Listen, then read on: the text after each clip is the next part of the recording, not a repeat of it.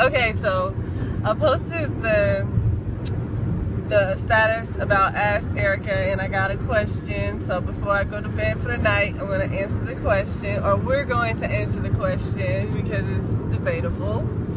So the person wanted to know, how do I feel about cliques in the church, and why do some people not speak to certain people at church and outside of church? They only talk to certain people, and they have their own little cliques and whatnot.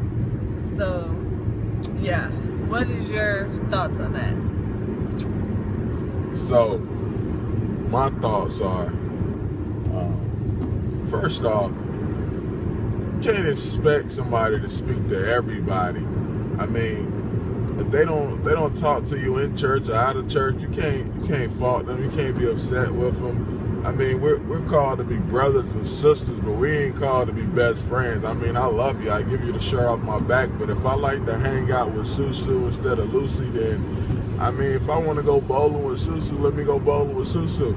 The issue is if I shun you out and treat you as if you're not a brother and sister in the Lord, then there becomes an issue. But if I just don't want to hang out with you, I mean, don't try to attack my character or anything like that. I just don't want to hang out with you. I still love you, but I mean, we do not have to be best friends.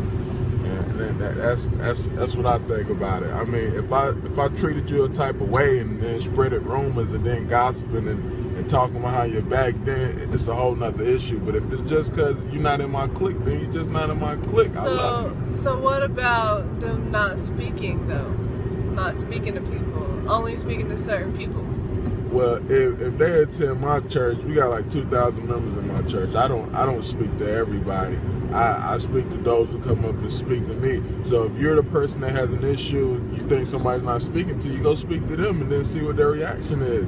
I mean, if you're just looking back and you're saying, well, assuming this person doesn't like you because they don't speak to you, but yet you don't go speak to them, then shoot, how you know they're not thinking the same exact thing that you're thinking, that you don't like them? So, okay, so yeah, I get what.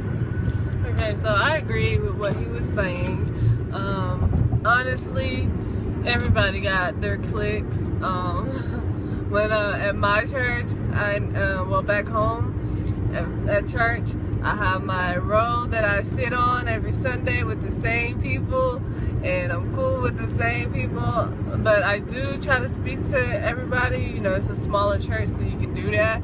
But like, you know, with the huge mega church, it's a different story. So the church we attend now, I wouldn't be able to do that. So, I mean, I don't know. But like he was saying, they may be thinking the same thing about you.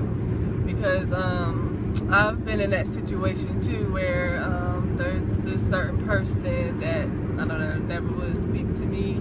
So I thought like, dang, she got something against me, blah, blah, blah. But I believe I heard that she thought the same about me. So, I mean, that's some truth to that. So, yeah, I guess you should break the ice and go talk to them, speak to them, kill them with kindness. They won't have no choice but to speak to you. And then invite them out for dinner or something. If they don't, if you don't get to hang out with them, take them out to the bowling alley, to the park. Invite them out. I bet you win them over. That's what I'm talking about.